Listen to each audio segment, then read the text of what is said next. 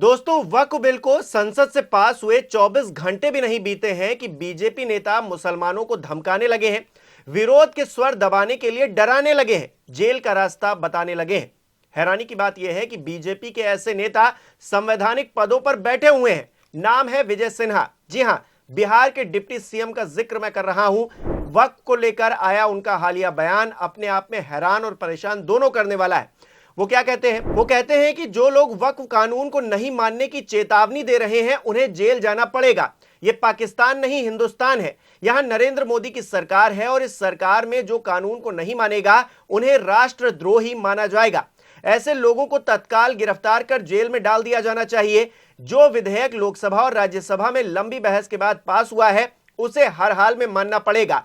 जिन्हें संवैधानिक संस्थाओं पर विश्वास नहीं है, उन्हें राष्ट्र का हितैषी नहीं माना जा सकता। क्या मनोज सिन्हा के इन शब्दों को खुली धमकी न समझा जाए? मनोज सिन्हा के मुताबिक विरोध करने पर जेल में डाल दिया जाएगा, जबकि संविधान तो विरोध करने की आजादी भी हमें देता है, बोलने की आजादी भी देता है।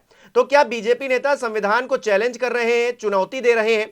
कौन देशभक्त है और कौन देशद्रोही? क्या अब यह सर्टिफिकेट बीजेपी नेताओं के ऑफिस से लेना पड़ेगा? क्या उनके पास से लेना पड़ेगा?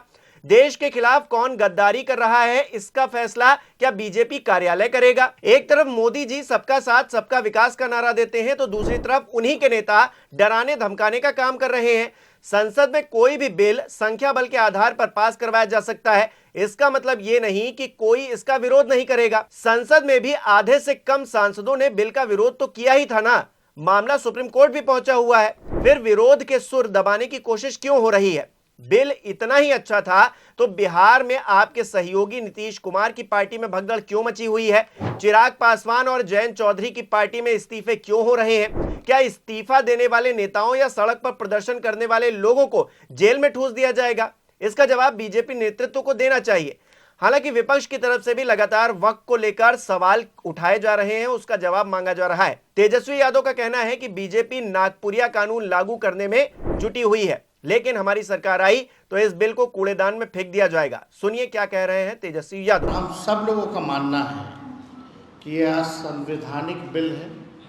साफ तौर पे आर्टिकल 26 जो हमारे संविधान में है, इसका ये उल्लंघन करता है। और ध्रुवीकरण की राजनीति, भाजपा के लोग देश को तोड़ना चाहते हैं, बांटना चाहते हैं।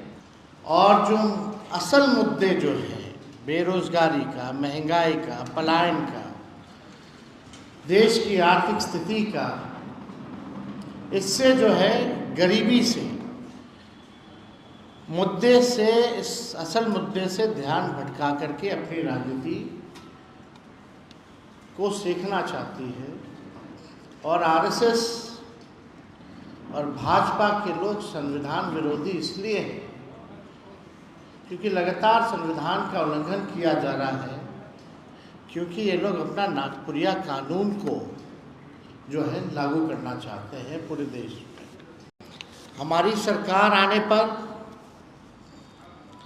किसी भी कीमत पे इस बिल को हम लोग बिहार में लागू नहीं होने देंगे।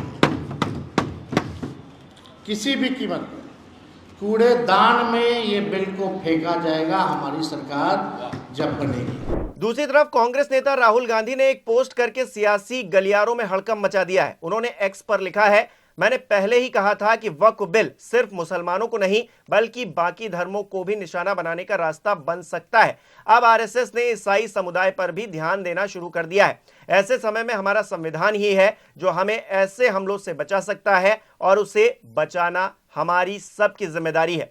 इससे पहले भी राहुल गांधी ने एक और पोस्ट किया था और उसमें विधेयक की आलोचना की थी। उन्होंने कहा था कि यह बिल मुसलमानों को कमजोर करने और उनकी संपत्ति और धार्मिक अधिकार छीनने की कोशिश है। यह संविधान और उसमें दिए गए धार्मिक आजादी के अधिकार अनुच्छेद 25 पर सीधा हमला है। इसके अलावा बात की जाए तो विपक्षी नेता अखिलेश यादव, वो तो सीधे सीधे भारतीय जनता पार्टी को भूमाफिया पार्टी बता रहे हैं। सुनिए क्या कह रहे हैं वो। देखिए, सबसे बड़ी भूमाफिया पार्टी अगर कोई है, भारतीय जनता पार्टी है। भारतीय जनता पार्टी से ज्यादा जमीन किसी ने नहीं हड़पी। आप केवल गोरखपुर, अयोध्या कानपुर और लखनऊ, इन 4 जिलों की रजिस्ट्रियों की जांच कर लें। सरकारी जमीन हो, तालाब हो, विवादित हो, या अपने पुलिस के प्रभाव से या और किसी के प्रभाव से जमीन छीनी जाती, तो सबसे ज्यादा छीनी गई है। जब भारतीय जनता पार्टी खुद मान गई है कि उनका 80-20 का भी नारा नहीं चलने वाला है, जो 80-20 का नारा देते हैं,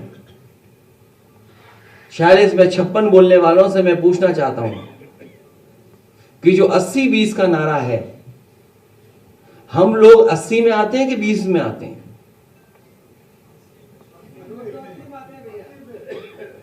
जो 46 में 56 का नारा देते थे, मैं उन्हीं से जानना चाहता हूं कि मैं 80 में आता हूं कि 20 में आता हूं। 80 में कि 20 में ये सरकार बताए, लेकिन सच्चाई तो ये है कि 80-20 का मामला नहीं है, ये 90-10 का मामला है। कुल मिलाकर बिहार हो या फिर उत्तर प्रदेश, हर जगह सियासत वक्त को लेकर गरमाई हुई है।